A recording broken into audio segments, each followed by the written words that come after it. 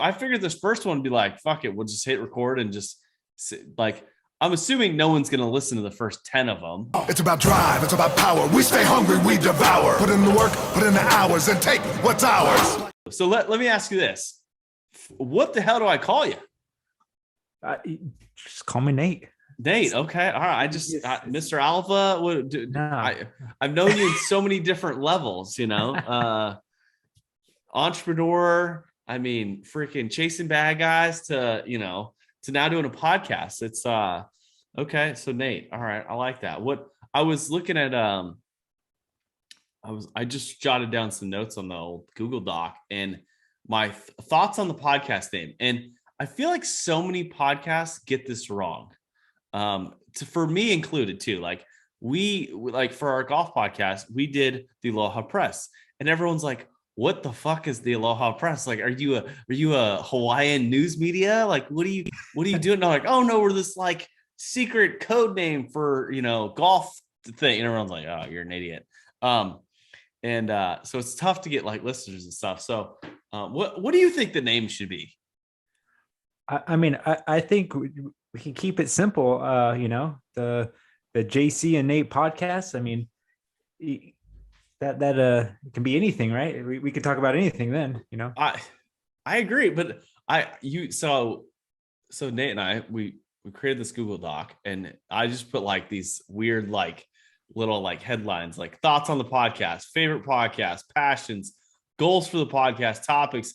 And Nate here put a couple suggestions down for the names, which I appreciate. My favorite though is Two Guys, One Podcast. I just, it takes me back to my career in law enforcement when the video, like, I don't know, like 8-10 years ago, the freaking Two Girls, One Cup video. Yeah. Did you ever tune in on that one? I mean, you had to, right? As a that was horrible. The biggest thing is was it real, right? That was the $1 million question that was always asked about it. I don't know what do you think? Do you think it was real? I don't think so. Wait, dude, I completely disagree. I think people are that fucking stupid, crazy, weird. I think there's there's all kinds of crazy shit on the internet. I think it was real. Like it scared me. Like it made me want to never eat certain foods ever again. Like any brown object in a cup. Like ice cream stores were like ice cream parlors, like were a no-go anymore. I just was not, I was like, nope. I'm going to take that shit in a cone. Okay. You're not putting it in a white cup anymore. Dude, absolutely crazy. But I do like Two Guys, One Podcast. It's got a good ring to it. It does, but I'm looking right here. There is a Two Guys, One Podcast. Yeah. Lame. So I listened to this one podcast. It's called My First Million. And I was pretty obsessed for a while. Like it was one of those shows that I would like, especially my last job. Like I'd be working nights and I would just be, cruising around listening to these idiots. And the name is horrible. My First Million Pie. It sounds like just a get quick scheme. Like it sounds like which by the way, get rich quick schemes. Those are like my favorite. Like if I could get rich really quick, and it was a scheme, I would do it. Like, but anyways, the name of their podcast, they bitch and complain about it. They're like, it's horrible. It's so bad. We're too far. And they get millions of downloads every month. And all they do is bitch about their name. And they're like, if we could change one thing, it'd be our name. And anyways, the inspiration of doing a podcast, Nate, you've done one before. Why this format? Having someone else to talk to while you're doing it is good. That's consistent. The other format, I was always having a different person, so you never know what you're going to get every episode. What were you doing guests? Yeah, it was guests. It's strictly okay. So every episode was a different guest, different business. Okay, so it was a business podcast. Yeah. What was are you still doing that? Are you what's I haven't done it. So it started in 2020, right? And then obviously COVID happened and then kind of stopped it, got busy doing other stuff. So I do want to start it up again. It's called the NorCal Business Podcast. So just basically interviewing different business owners in the area, Sacramento area. I think podcasts, when podcasts came out, like, dude, one, I had no clue. Like the little like thing on your phone, or like that purple icon that Apple Yeah. put out, I had no clue. I was like, what the hell's a fucking podcast? And then you get into it and it's like there's thousands and hundreds of thousands of them. And then like I was getting into the data, like, and realizing like how to kind of like scheme it to like kind of boost you up to like certain like categories and stuff. And like there's faster ways to do it than like naming like this, like our podcast, like we have no clue what the format is. We have no clue what we're even going to talk about. How do you categorize that? Like, is there like a, two girls, one cup like section of the podcast? Does Apple, are they going to approve a OnlyFans style, format? I don't know. It just, what are your thoughts? Like, what is the category? What are we going to talk about? I know we're going to kind of let it like free flowing, but if there was one thing that we had to like, is it business? Is it marketing? Is it making money? Like what? I don't know. Like, what's the one thing that like, I don't know, like you're thinking about? I think, yeah, I think business is a good general topic because we can talk about marketing, we could talk about making money, we could talk about what we've done, So I mean, it's a good umbrella to kind of go to anything.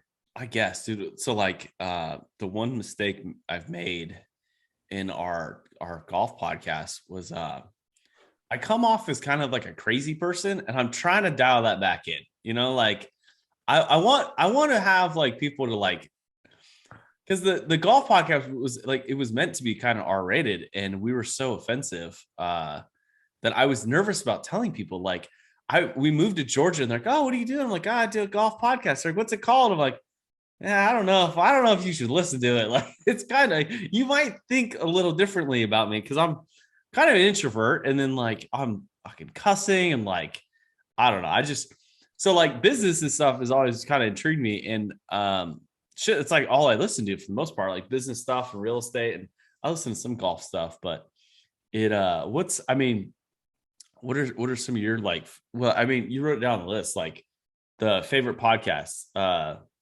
Andy Frisella's podcast, Brad Lee's podcast, Gary V, Ed Milet.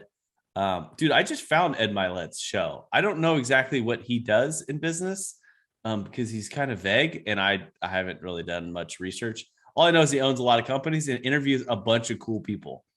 Yeah. My business I work for followed Ed Milet, and I would see him and I was like, who is this guy? Right. Like, he's smoking cigars, he's playing golf, he's on his boat. And like for the longest time, I just didn't know. It's like, okay, he's just someone, on Instagram. And then I don't know, probably a year later, I finally like dove into like, oh, he has a podcast. Oh, he's like uber rich. Like, because he's wearing his hat backwards. He's just, doing whatever. Like, oh, okay. Then just find out a little bit more about him. And yeah, I mean, he, like you say, he has good guests on. He has a lot of good insight. Obviously, him and Andy doing the Arate Syndicate. So I mean, they got lots of good stuff going on. What did you just say? What syndicate? The Arate Syndicate. What is that? That's their coaching group. Andy Frisella and Ed Milet's coaching group. Okay. So you get like, dude, some of those masterminds, oh my God, it costs hundreds of thousands of dollars to like be a part of those things. Yeah, theirs is like that. Yeah, I mean, I think you got to have a certain income to be a part of it. It's pretty. I mean, there's a lot of big name people in the business world that are part of it. That's I just Googled Ed Milet. I mean, Ed Milet is a true inspiration for athletes, business persons, and everyone. I don't know why they didn't just say everyone. Worth upwards of, I think he's worth like $1 billion now, but like whenever this was published, it was like 400 million. Dudes from California. I don't know if any of this stuff is true. Anyways, yeah. So like I was listening to some of his stuff, and it's like, dude, he's got a pretty cool like outlook on life, and like, anyways. And then like you get into like Andy Frisella's show, and it's like, it's turned kind of like political and less. I mean, it's like business stuff, but it like it scares the shit out of me, and two, it fires me up to like I want to go like I don't want to say charge the capital. We'll get canceled for that, but dude, it's just crazy. It's I like it. It fires me up, and it's a different kind of like a different outlook on certain things. And the dude's super successful. Again, another guy who I don't really know what he does. He's got like a supplements company, right? Yeah, yeah. God, He has a his few supplements are companies. expensive. They are, but they're good. Have you Are tried they them? good? No, Yeah, I'm yeah. usually, I'm usually browsing the 99.99, buy three, get three free package. I've always been that way because I was going through so many supplements, but I finally it's probably about 3-4 months. I finally tried them. They are pricey. I mean, every order is like $150. And it, only lasts me like maybe a little over a month, but Okay. but it's good. I mean, it's good stuff. Uh, I feel like I've noticed a little bit of a difference using them. Like I posted on, I don't know, this is probably like a year ago. I posted on Instagram. It was like I was trying to like get not buff, but like I needed some extra energy, and I posted like a picture of the pre-workout I was doing. And one of those representatives of Andy Frisella's and stuff, he's like, dude, what are you putting in your body? Like that stuff is poison. I'm like, but it jacks me up, like, fire it up. He's like, dude, it's full of all kinds of shit you don't want. And then I started reading the label, and I'm like, I don't understand any of this stuff. Which kind of scared me. And then I looked at Andy Frisella's stuff. What's his company called? First Form, I First think. form, yeah. I was looking at his stuff. I'm like, damn, like I guess if you're going to pump that stuff into your body, you might as well have good stuff. You don't want to be, you don't want to discount yourself, get a halfway decent result, and then die of a heart attack in 10 years. Like that would suck. Yeah. Oh, definitely. I mean, it's like it's everything though, right? Because then you start doing that, then you're like, okay, well, what else am I, taking in that I shouldn't be, of low quality foods. We go back to that Two Girls, One Cup podcast thing, like fucking, you got to be careful. You gotta be kind of, on your game there. The chocolate pudding, you got to make sure it's sugar free, I guess. So I'm doing this intermittent fasting, which apparently is getting popular. I think it's been around for like 100 years, but it just now is like a trendy thing to do. What I mean, what do you, I always see you like meal prepping, and when I see you meal prepping, like I don't know what day you do it on. Do you eat the same thing every day? Like does that taste good? Do you add like different seasoning, or like how does that work? I mean, I try and mix it up. I try and change it up every week. So yeah, usually for the week it'll be like similar food, but yeah, I mean, it just is what it is. Try and eat for for results more than just taste. So yeah, lots of rice and beef and veggies. Dude, that's good. It's I don't know who I was listening to, but I'm trying to, so my, like, you write down your yearly goals and stuff, and one of my yearly goals in my fucking notebook is let's see if I got it here. Let's see, I'll read it to you. But it just says abs. That's all I want is abs. Like fitness goal, abs. So I started looking at like, how do you get abs? And they're like, well, work out a lot and then eat really healthy. And I'm like, can you just work out even more? Like I'm good at the working out part. I'm not great at the eating healthy thing. Yeah, that is the toughest thing. Because eating healthy, your body just starts craving either certain carbs or just certain sugars. Like I'll eat 3 good meal preps, and then I'm, for whatever reason, I'm craving that In-N-Out burger or or whatever it is, and I'm just like, just got to go stick to the meal though, stick to the plan as best you can. Dude, I get, like, the best thing I ever did for my diet was literally leave California, because I would eat Mexican food I would go to a taco truck every day. Like if I could have taco truck for like 2 of my 3 meals like a day, I would just eat taco truck. That, and then freaking In-N-Out burger. Good God. Because I don't know what the trick is with In-N-Out burger. I don't know if it's because they pay their employees so well, but dude, I eat like one of their, I'll have a number one, double, whatever. And dude, like an hour later, all I want to do is like go back and like have another. It's and wait in that fucking hour-long line. Um, I just crazy to me. But My biggest thing right now is, I mean, it's always been is Chick-fil-A. I mean, it's the same thing. It's good food and it's got good food and good morals. yeah, Closed on Sundays. But that's even though I always know it's closed on Sundays, you'll catch yourself going there and be like, oh dang, it's Sunday. You Dude, want to I've talk about tried to get, disappointment? I've eaten Chick-fil-A once. I've lived in Georgia for almost 2 years. I've eaten Chick-fil-A once in an airport that I don't even think was in Georgia. I hear it's really good. The time I had it was horrible. It was like a biscuit and a piece of chicken, and everyone's like, "This is amazing." I'm like, you don't know what sauce is, like, or spices, or like, who gets some mayonnaise or like some honey or butter? It just, I don't know. I know I will get a lot of hate if all the Chick-fil-A fans. People are crazy out there for Chick-fil-A. It's good. Their sauces are good. They got the Chick-fil-A sauce, which is good. They're grilled. I think it's a grilled club chicken sandwich. That's my go-to. Can't go wrong with that. Yeah, but then you lose the apps. The goal goes away with the Yeah, yeah. Well, then you got to just get on the treadmill and run for a little bit. I guess, dude. It's that's crazy. So getting back to your meal prep thing, what do you have, like fancy containers? Like, do you put everything in plastic, or are you like a glass container guy now? Oh no, I use the plastic containers because they get they get messed up, they get forgotten. But I have used some glass ones. They're nice. They're just so much more bulkier, heavier. That makes sense. So when you meal prep for the week, like, what do you just make a shitload of food? Do you like, do you eat like 5 meals a day? Or are you doing like 2 meals, or how do Uh, you go about it? I usually do, yeah, probably about 4 meals, 4 to 5 meals. So I think my first, like, every 2 3 hours I try and eat a meal. Okay.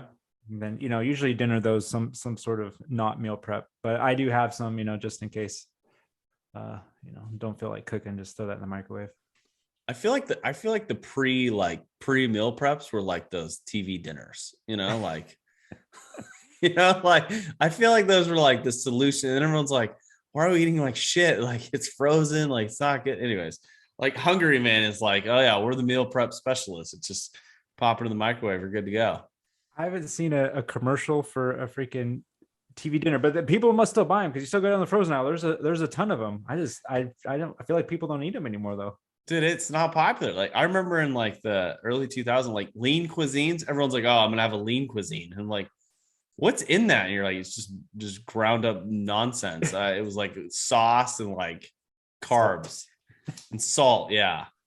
Incredible. What else we got on this list? We've got, let's see here. So let me like, if you were going to tell anyone, like, what's the one podcast that's like changed your complete outlook or life, or how you've thought about things in this list here? The best one is Andy Frisella's. Especially so I recently I just started listening to all the old ones, the MFCEO, because he talks about all business stuff, and that one's like from 2019 and goes all the way back to 2015. So I've been listening to the old ones, and he has a lot of good stuff in there, about just different things for running a business and just your life too. It's not, you don't have to necessarily be business. It's just different things to be a better person, not be average. Does he yell on those too? Yeah, he on some of them he would get pretty fired up.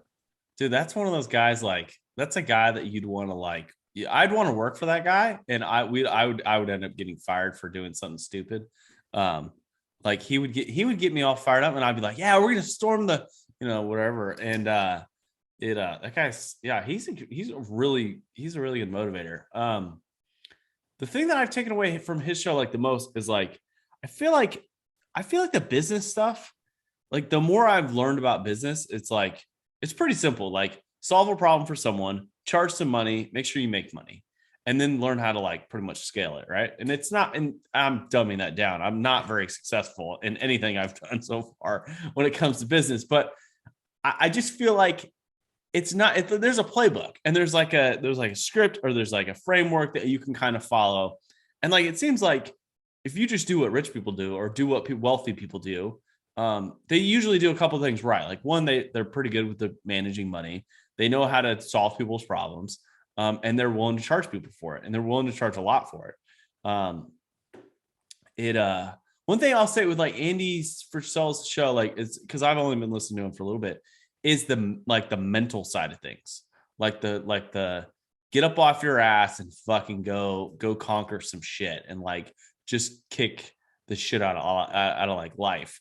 Which is, I think more people need to hear that. Like, I don't think a lot of people are motivated these days. No, I agree. And that's the simplest thing, even on top of that, is the action. That's what anyone that's successful in these business is. They're willing to do things day in and day out, even through the tough things. Cause like you're saying, it's not, it's simple. It's just all about plan and execute. So many people plan and not even start. That's the thing. Just get started and do it. Just like this, right? Yeah. I mean, we could have spent a week talking about writing things down. And like, let's just start it. Let's just do it, and we're gonna go, and we'll figure it out. Well, because I've started so many projects. We're like, oh fuck, we need a logo, we need a website, we need to learn about what we're gonna do. Let's find everyone who's done it really well. Let's go learn from it. Let's read every fucking book. Let's listen to 100 podcasts, watch thousands of YouTube videos, and then by the end of it, you're like, oh fuck, now I just gotta go. Like, you just gotta pull the trigger. Like, so yeah, with like this show, like the idea is just fucking take action. Like, you and I are gonna have a conversation anyways. Fuck, we might as well record it and put it out there and see if anyone listens to it. I mean, I'm assuming someone will be like, that's pretty good. But it just, yeah, dude, I think you're right. I don't know where I was going with that. Yeah, dude, it's all about, I know where I was going with it. It was about taking action and like, cause yeah, so many projects. Oh my God. I've like, one of the things of death to me is these one-page website builders. I use this one page website builder. I've built probably 30 websites and done nothing with like 97% of them. The ones I have done, the businesses that I have built, like majority, like I didn't even need a website. Like I just, you could use like Google Docs, Facebook, and like, Instagram DMs or Facebook Messenger. Like it just is, I don't know. It's kind of crazy. Yeah. I mean, if I guess a website would be good, just info or if you're going to take leads from it so people can contact you if they're interested. But yeah, I mean, there's a lot of businesses that don't have websites. They even have social media. I mean, successful businesses that I know of, and yeah, no, they're not on social media anywhere. And they just word of mouth or old school door knocking. I mean, Dude, I know a guy, he owns an asset that I was looking at until I realized that the price was just a hair above my budget. Dude, I go, oh, do you have a website? He's like, yeah, I got one of those website things. Like, I'm like, oh, like what? So like, what is it? He's like, I don't know. I'm like, do you use it? He's like, yeah, it's like $40 a month. I'm like, no. Like, do you like take payments? Do you like set up the lease agreement? He's like, oh no, I just do all that in purpose. And you're like, fuck. Okay. But I think you're right. Like, actually, I know you're right. Like, so many people, like when they start anything, I feel like they have these steps in their minds. And I think a lot of times they go on fucking Google and they go on YouTube and like people produce content just to make content. Like, here's a list. Because lists are, I mean, they're just, for whatever reason, they're popular. But like, this is the 10 steps on how to start your business or take action with your business. And it's always like, come up with a brand, buy your domain, form an LLC, decide if you're going to be an S Corp or a C Corp, find a tax efficient accountant. Oh, and then go open these tax accounts and like, find five checking accounts, get a credit card. And then, and by the time you get to fucking 10 of solving people's problem, people are like, I don't want anything to do with that.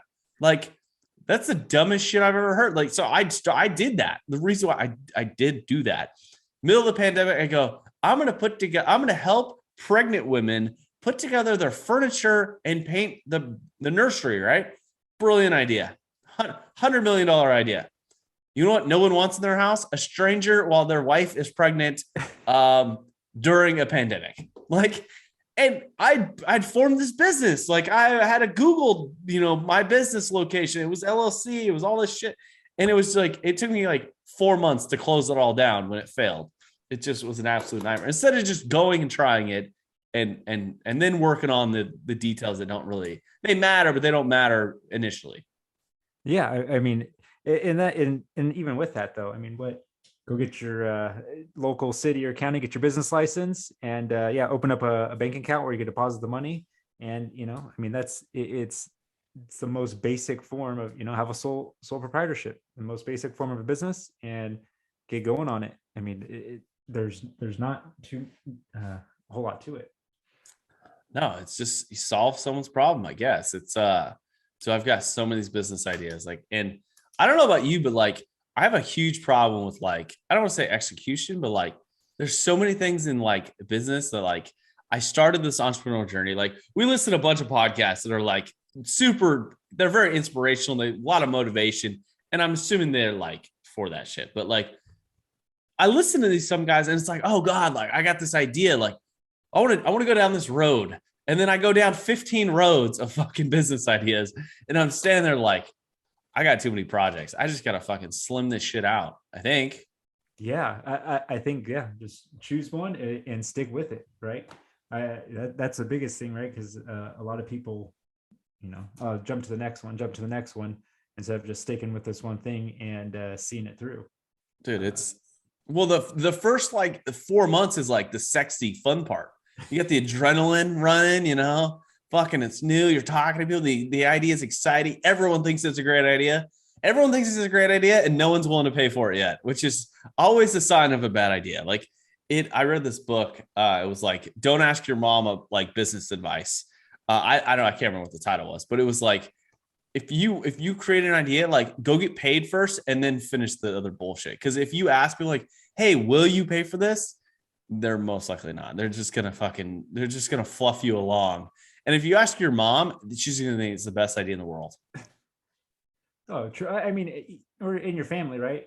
Oh yeah. And even your friends. And then it's a great idea until they don't want to pay for anything. They want discounts, or they want they expect you to just do it for free, because it's your family, it's your friends. Well, these fuckers, my favorite thing that people say to me is like, oh, it's a tax write-off. And you're like, yeah, but I still gotta pay for it. Like, motherfucker, you don't understand. Like, if I don't make any money, like I can't write no money off. Like, it's costing me personally. Like, yeah. Oh, it's a tax write-off. Like, you're an idiot. You don't understand the tax code then. I can't just I can't expense everything as a new business. And I mean, unless you go raise money and get funding, I guess maybe but in my world of creating very, very small businesses, that's another thing that drives me crazy about people. Hey, your ideas are wonderful. Oh, hey, can I get a discount? Can I get some shit? It's a tax write-off. And you're like, fuck you. Yeah, no, I mean, so the first thing I did is open up a store, right? Secondhand store, thrift store, whatever you want to call it. There's a place for rent. I was like, okay, I'm going to do this. I've always wanted to, I don't know why, fascinated by stores. It was fun. Got a bunch of stuff, right? And yeah, and then like I said, you start selling stuff, and then it is like that. Either people want discounts, or people want more from you, or it's and that type of store. It's always a haggle. It's everything's. It's all, everyone knows it's all secondhand. So, it's almost like a giant garage sale just every day. Yeah. So, dude, I would lose my mind. Well, actually, I would have fun with it for a while. It's like I would assume and this is my only experience, it's like going to a flea market or like Mexico, right? You get off the cruise ship, and you walk through these little huts, and it's just an aisle of haggling. Yeah. I mean, it wasn't that bad as most, but there were the days a lot of people, and then at the time when you're new, you're like, oh man, I want to make money. So you're like, okay. You're probably haggling more than you should. But I had it set up nice. I mean, it looked like a legit store. I built it out decently for not knowing much about building out stores. And it was a good size. I mean, I want to say it was at least like 1,200 square foot. Well, so go back. So what year was this? So you decided. Well, first of all, what inspired you to? Because it's a secondhand store, right? Like, what do you even call? I don't even know what you call those. It was so I had called it Alva's Thrifty Treasures, right? I mean, okay, real exciting. Was it going off like the Storage Wars like kind of idea? Yeah, right. So this was like 2017. Okay. Yeah. So that show or those shows were real popular then, right? And that was the idea, right? I was like, eventually I'm like, oh, I'll just buy these storage units, and then boom, I have a store to kind of sell in. I got most of my stuff from a lady that had closed down her thrift store. So I mean, she sold me everything from the racks to tons of clothes to tons of just I like. So I this one person, I got a good everything at a good deal. Loaded up a 16-foot U-Haul truck, and boom, I had my whole store right there. Um, and yeah, that's where the idea came from. And so I was like, man, I'm going to hunt for clearance items. I'm going to hunt for storage units or whatever I can just buy in bulk. That's that could resell. Thought people would want. What how long did you do that for? I did it for like 6 months. Okay. And Was the like did it fail or how did it why no, did it end? well, it ended because I got hired and gave law enforcement a second round. So that's I just couldn't do both. So I Okay. was the one. I would at the time I'd work at Costco, work in the morning, and I get done, and then go open the store every day, and then I would have it open, on my days off. So it's kind of doing like two jobs. Okay. But I enjoyed it. So to me, it wasn't even like a big deal of doing all that. It was fun. What did it make money? Um, I broke even. Like I made enough money back to like pay rent and pay electricity and pay insurance. I don't think I really had a month where I like, ooh, I have a bunch of extra cash. It was just making money to buy more stuff and pay the bills. Yeah, it's I think like just listening to that, I think like the one thing that I think people will look at that and hear that and they're like, oh fuck, you failed. Like that dude, like you had to close down, like, and you get the pity party. But like for me, like everything that I haven't been successful at, like I've learned from. Like, and I think sometimes it's the cost of doing business. Like a lot of times people are like, oh, go to college and you'll get this fancy fucking degree and you'll learn all this shit. And then you go out to the real world and they're like, we don't do any of that shit. But I think like real world, like one, you had an idea, you took action. I mean, I don't know what kind of market research you did because you bought stuff from a store that was closing, but what like I think that like I'm assuming moving forward, like you learn a shitload from like actually like operating that business, like a freaking brick and mortar store, which dude, that sounds like a nightmare. I mean, our brick and mortar is literally just ours is a storage facility. So it's I mean you had to have gone to school and actually learn a bunch of shit about business. Well, I mean, yeah. So like I did that whole thing, right? I went to Sac State, got my bachelor's in Oh economics. shit, I'm sorry, I But didn't know that. no, right? But so like honestly though, like going back to that I haven't used, right? I mean, yeah, I learned basic economic stuff, but it's more of an experience because, right? I mean, nowadays a bachelor's can't. I don't think I ever used it, right? In all my jobs, it didn't. They didn't pay me that much more. Okay. um, but yeah, that hands-on is what helps you learn. I mean, I don't see it as a failure. My biggest thing is, man, if I knew everything I knew today, if I knew back then, oh my gosh, I feel like I would have been killing it because I just know so much now. Recently, in the last couple of years, that man, if I had that, but it was a learning experience. I did learn how to. I got to get my business license. The fire department has to come out and make sure you have the right signage and the exit. They check whatever in the building they had to check, and just having all that right stuff, getting a resale license and all that, paying your sales tax, and there's a lot of stuff I just learned and went with it. And the reason why, so I opened up in a small town that I lived in, and there wasn't any stores. There's literally like there's a couple gift shops and stuff, but you had to drive anywhere to if you want to buy anything. So that was the reason why I saw a need. Hey, there's no stores here to buy stuff, whether it was clothes, whether it was pots and pans, whether it was, like I said, I sold everything in there. So it was just a place where people can get, I don't know, if they were looking for something, maybe I had it. I guess, man, that's dude, that's like, how did you get customers? Like, what was it? Just like sign on the building and just the sign said open, come on in. Yeah. I had a sign, a banner out there, and I passed out some flyers. I did a little bit, but like I said, I didn't know. I tried the social media. I kind of had. I can't remember if I don't think I had Instagram, but I did stuff on Facebook for it. But like I said, I didn't know even then, right? All the stuff I know now, all the social media and how to use it and how to utilize it better. So it was really just kind of word of mouth, and people walking by and seeing it. So, What would you do that business again? oh yeah, I definitely would.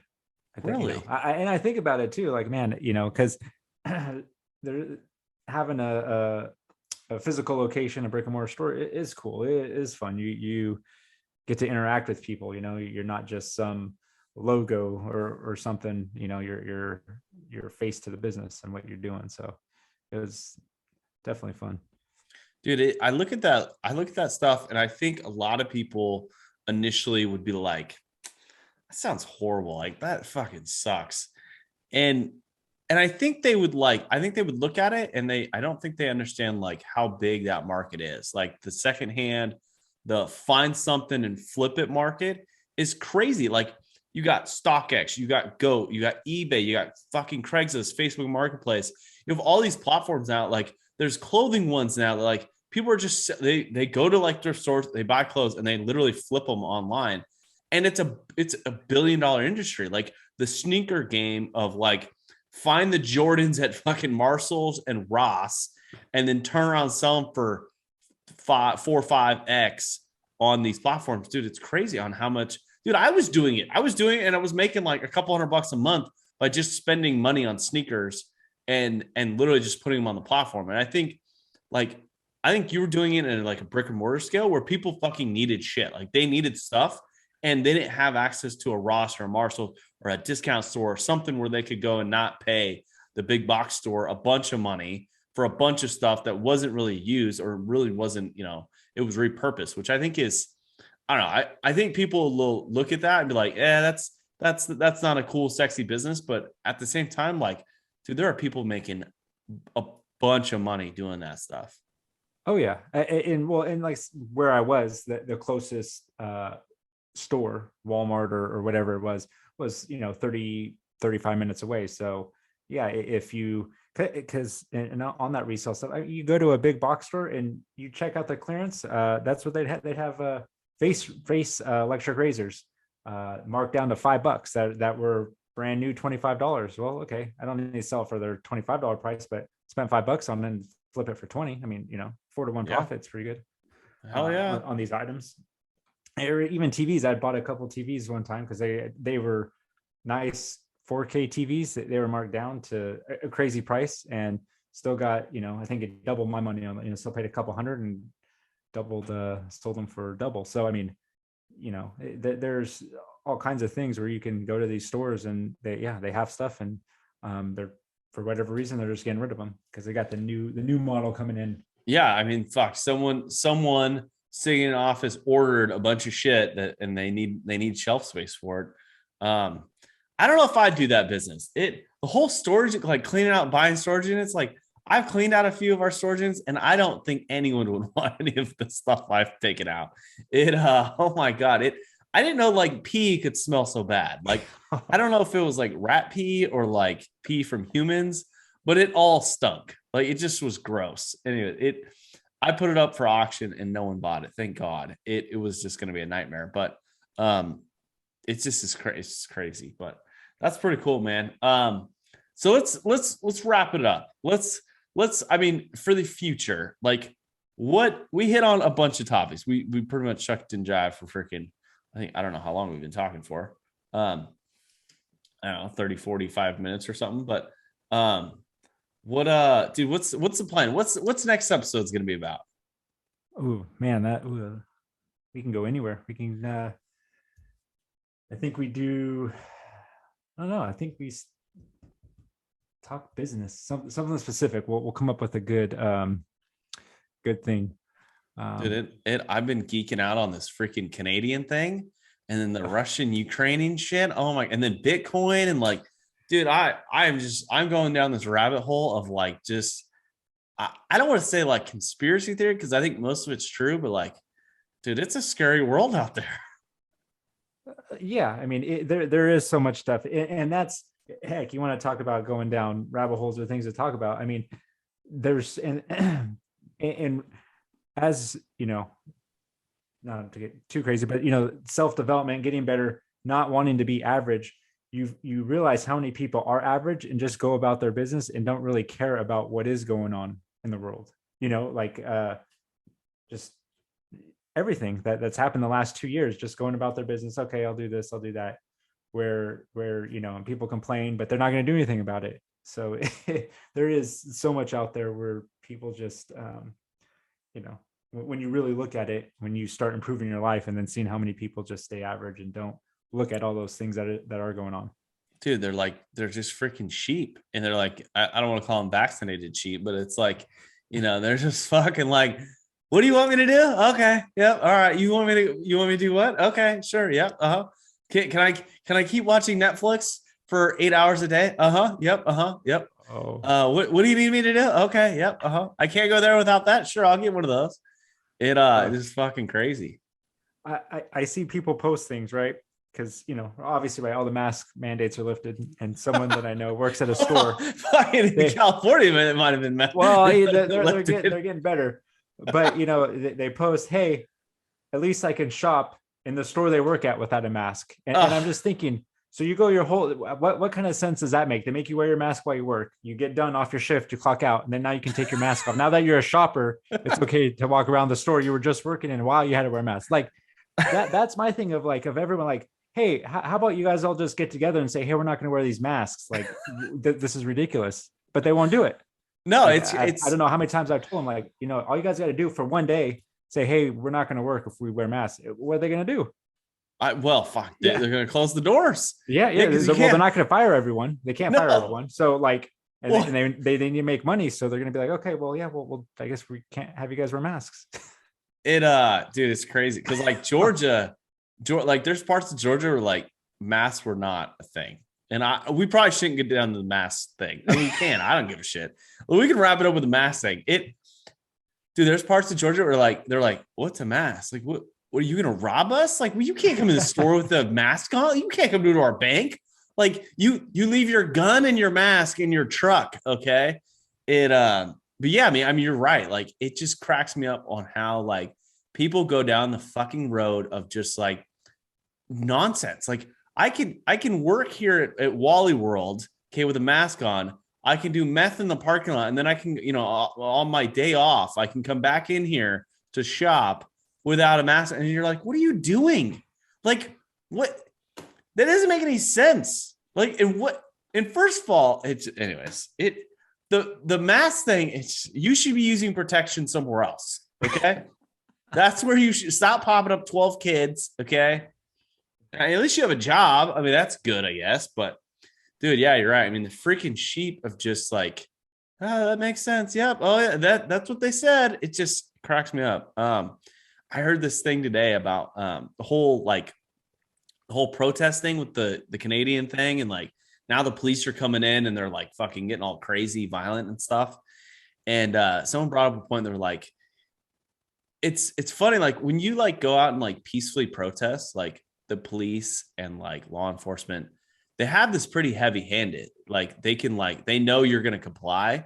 Cause you're kind of you're expressing your concerns and stuff, but you're pretty much doing what you're being told, but you're doing it lawfully.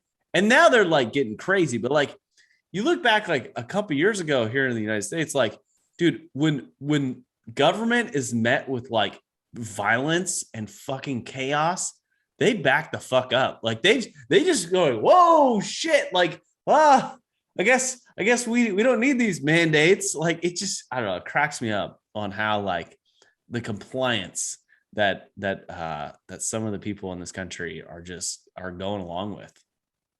Oh yeah. It's changing, but yeah, for the past couple years and for what now? I mean, that's a long rabbit hole we could go talk about. Incredible. All right, well, let's wrap it at that, Nate. It's dude, appreciate it. I have no idea how we end this thing. I think we just fucking turn it off. It's about drive, it's about power. We stay hungry, we devour. Put in the work, put in the hours, and take what's ours.